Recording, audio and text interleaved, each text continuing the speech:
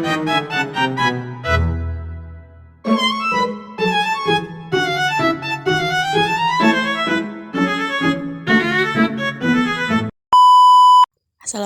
warahmatullahi wabarakatuh. Hai, aku Fatmatu.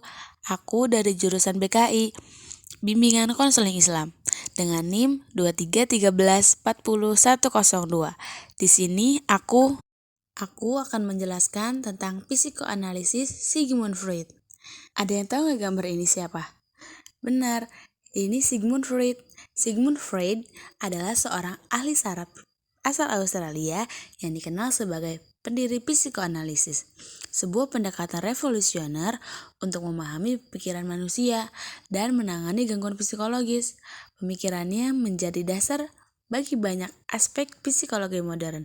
Berikut ada beberapa konsep utama dalam karya Freud. Yang pertama, pikiran bawah sadar. Freud percaya bahwa sebagian besar perilaku manusia dipengaruhi oleh keinginan, pikiran, dan ingatan yang tersembunyi di dalam bawah sadar, yang sering muncul melalui mimpi atau kesalahan berbicara atau dikenal sebagai Freudian sleep. Selanjutnya ada struktur kepribadian menurut Sigmund Freud. Yang pertama ada id. Id adalah struktur kepribadian yang asli, yang dibawa sejak lahir. Saat dilahirkan, id berisi aspek psikologis yang diturunkan seperti insting, influx, dan rifes. Id juga selalu mencari kenikmatan dan menghindari ketidaknyamanan. Yang kedua, ada ego. Ego merupakan struktur penghubung antara struktur id dengan dunia realita. Ketenangan-ketenangan yang timbul dari id akan dipenuhi oleh struktur kepribadian ego, seperti ketenangan-ketenangan di saat haus ataupun lapar. Maka ego akan segera mencari sesuatu cara untuk tujuan pendekatan ketenangan-ketenangan yang timbul dari struktur id. Yang terakhir, ada superego. Tugas utamanya adalah apakah suatu tindakan itu baik atau buruk, benar atau salah. Selain itu, superego juga mempresentasikan hal-hal ideal dan untuk mencapai kesempurnaan. Superego berfungsi sebagai impuls-impuls penghambat id dan mempresentasikan nilai-nilai tradisional masyarakat yang diwariskan oleh orang tua pada anaknya. Selanjutnya ada dinamika kepribadian. Di dalam dinamika kepribadian ada 3 poin. Yang pertama, insting sebagai energi psikis.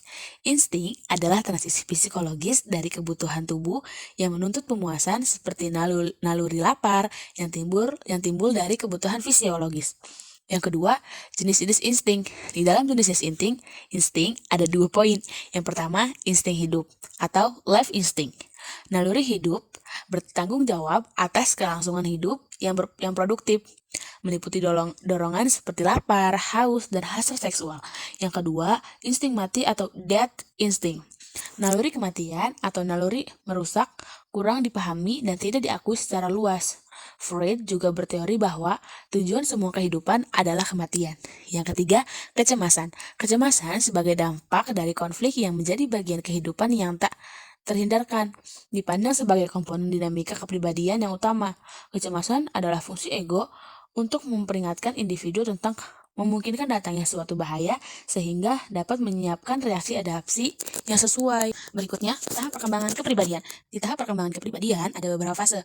Yang pertama, fase lisan, usia 0-1 tahun. Pada fase ini, daerah areogen yang paling penting dan peka adalah mulut, yakni berkaitan dengan pemuasan kebutuhan dasar akan makanan atau udara. Yang kedua, fase anal, usia 1-3 tahun.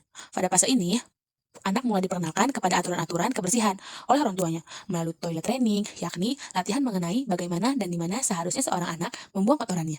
Yang ketiga, fase falis, usianya 3-6 tahun. Perkembangan penting pada fase ini adalah timbulnya Oedipus kompleks yang diikuti fenomena kecemasan, pengebirian pada anak laki-laki dan iri pada penis pada perempuan. Oedipus kompleks adalah katesis objek seksual pada seorang pada orang tua yang berlawanan jenis serta permusuhan terhadap orang tua yang sejenis. Teman-teman jangan kotor dulu ya. Objek seksual di sini adalah termasuk kasih sayang di mana seorang anak merasa selalu nyaman terhadap bapaknya, begitupun sebaliknya. Jadi jangan berpikir aneh-aneh dulu ya. Yang terakhir ada fase laten, usianya 5-13 tahun. Pada fase ini, anak mengembangkan kemampuan sublimasi, yakni mengganti kepuasan libido dengan kepuasan non-seksual, khususnya bidang intelektual, atletik, keterampilan, dan hubungan teman sebaya. Yang terakhir ada aplikasi psikoanalisis. Psikoanalisis memiliki berbagai aplikasi, terutama dalam bidang psikopatologi, psikoterapi, psikosomatik, dan pengasuhan anak. Yang pertama, psikopatologi. Psikoanalisis memandang psikopatologi sebagai akibat gangguan perkembangan pada tahap-tahap psikoseksual. Yang kedua, teknik yang dipakai. Teknik psikoanalisis mencakup asosiasi bebas, analisis mimpi, Freudian sleep, interpretasi, analisis resistensi, transferensi, dan working truth.